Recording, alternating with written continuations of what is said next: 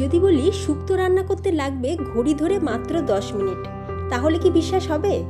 হয়তো একদমই নয়। তবে আজকে মাত্র 10 মিনিটেই শুক্তো রেসিপি বানিয়ে দেখাবো, যেটা কিনা একদমই ইউনিক। সম্পূর্ণ নতুন পদ্ধতিতে বানাবো, খেতে কিন্তু দুর্দান্ত লাগে। ঘড়ি ধরে মাত্র 10 মিনিটেই শুক্তো তৈরি। শুক্তো এমনই একটা বেঙ্গলি ডিশ, যেটার সাথে আমাদের প্রত্যেক বাঙালিদের কিন্তু ইমোশন জড়িয়ে আছে। প্রত্যেকটি শুভ অনুষ্ঠানে শুক্তো কিন্তু হতেই হবে। আর এই প্রসেসে শুক্তো রান্না করে যাকেই খাওয়াবে সে কিন্তু রেসিপি জানতে চাইবেই। তাহলে চলো দেরি না করে শুরু করা যাক আজকের রেসিপি। তো সবার প্রথমে এখানে আমি 1 কাপ মটর ডাল আধ ঘন্টা আগে জলেতে ভিজিয়ে রেখেছিলাম। ডালটা দেখো খুব ভালোভাবে কিন্তু ভিজে গেছে। মটর ডাল ভিজতে খুব বেশি টাইম লাগে না। এখন আমরা ডালটার সুন্দর করে পেস্ট করে নেব। জল ছাড়াই কিন্তু ডালটা সুন্দর করে পেস্ট করে নিতে হবে। তো আমি কিন্তু জল একদমই ব্যবহার করিনি ডাল পেস্ট করার সময়। এরপর ডালের মধ্যে আমরা দিয়ে দিচ্ছি অল্প সামান্য নুন, স্বাদ অনুযায়ী চিনি আর হাফ চা চামচ আদা বাটা। এবার নুন, চিনি আর আদা বাটা দিয়ে খুব ভালো করে ডালটাকে আমরা ফেটিয়ে নেব। ডালটা যত ভালোভাবে ফেটানো হবে খেতে কিন্তু তত বেশি টেস্টি হবে। তো ডালটা দেখো খুব সুন্দর করে ফেটিয়ে নিয়েছি।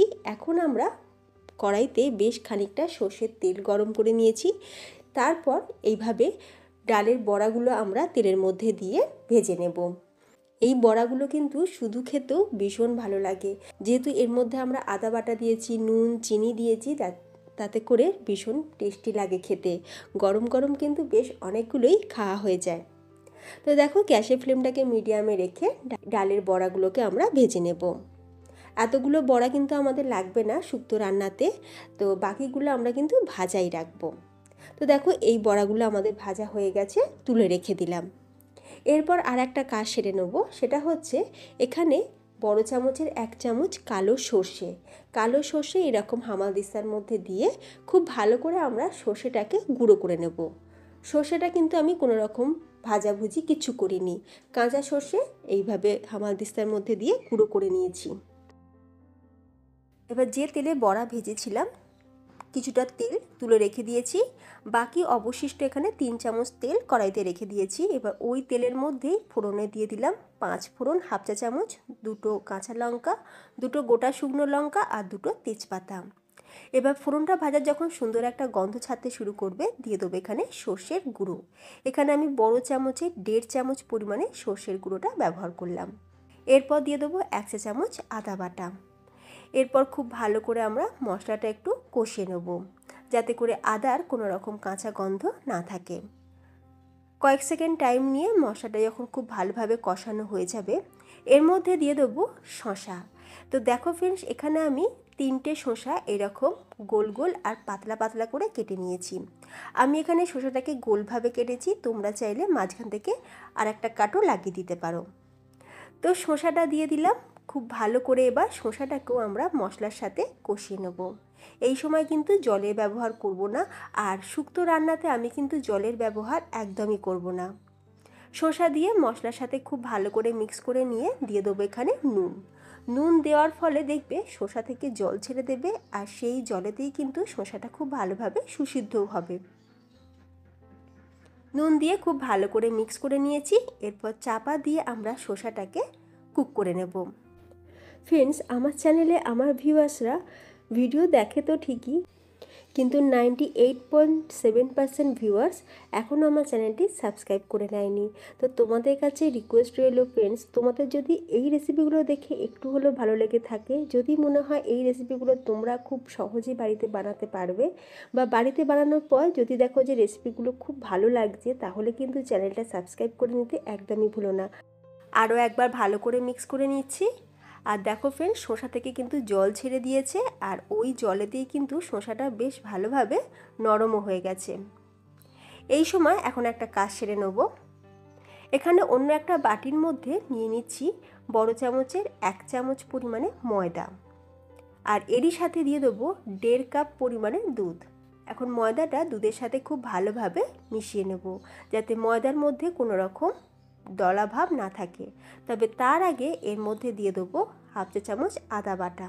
এবার আদা বাটা দিয়ে খুব ভালো করে আমরা গুলিয়ে নিলাম। ময়দাটা খুব ভালোভাবে মিশে গেছে দুধের সাথে। এবার এই দুধটাই আমরা ঢেলে দিলাম শসার মধ্যে। স্বাদ অনুযায়ী অল্প সামান্য একটু নুন দিয়ে দিচ্ছি, আর দিয়ে দেবো 1 চামচ পরিমাণে চিনি। শুক্তো রান্না একটু মিষ্টি মিষ্টি হলে খেতে বেশ ভালো লাগে। এরই সাথে দিয়ে দেবো ভেজে রাখা বড়া। যতটা পরিমাণ বড়া ভেজেছিলাম তার অর্ধেকটা দিয়ে দিলাম, দিয়ে খুব ভালো করে একবার মিক্স করে নেব। তবে এই শুক্তো রান্নার মধ্যে নুনের পরিমাণটা অবশ্যই একটু বুঝে দিতে হবে, কারণ শসাটা ভাজার সময় আমরা একটু নুন দিয়েছিলাম, তাই নুনের পরিমাণটা একটু বুঝিয়ে দিতে হবে। এরপর চাপা দিয়ে খুব ভালো করে আমরা এটাকে ফুটিয়ে নেব। 2 থেকে 3 মিনিট মিডিয়াম ফ্লেমে খুব ভালোভাবে ফুটে যাওয়ার পর ঢাকনাটা খুলে নিয়েছি, আর বড়াগুলোর ভেতরেও কিন্তু খুব ভালোভাবে ঝোল ঢুকে গেছে। শুক্তো রান্নাটা কিন্তু আমাদের একদম তৈরি। নামানোর আগে আমি দিয়ে দিচ্ছি 1 চা চামচ ঘি। ভালো করে একবার মিক্স করে নিয়ে চাপা দিয়ে দেবো। তো তোমরা দেখতেই পেলে ঘড়ি ধরে মাত্র 10 মিনিটেই কিন্তু শসার শুক্তো আমাদের একদম তৈরি।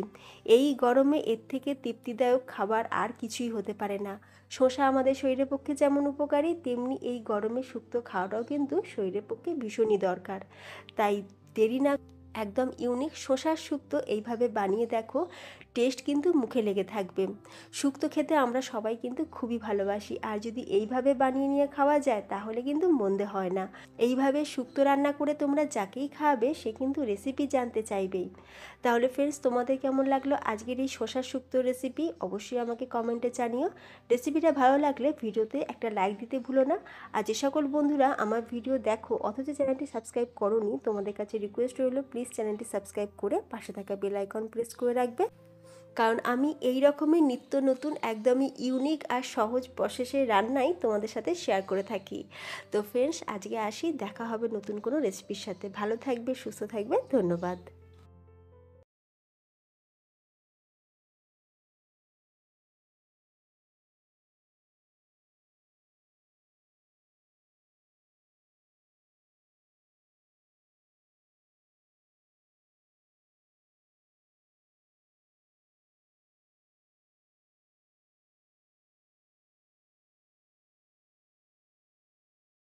পাঁচ মিনিট পর ঢাকনাটা খুলে নিলাম।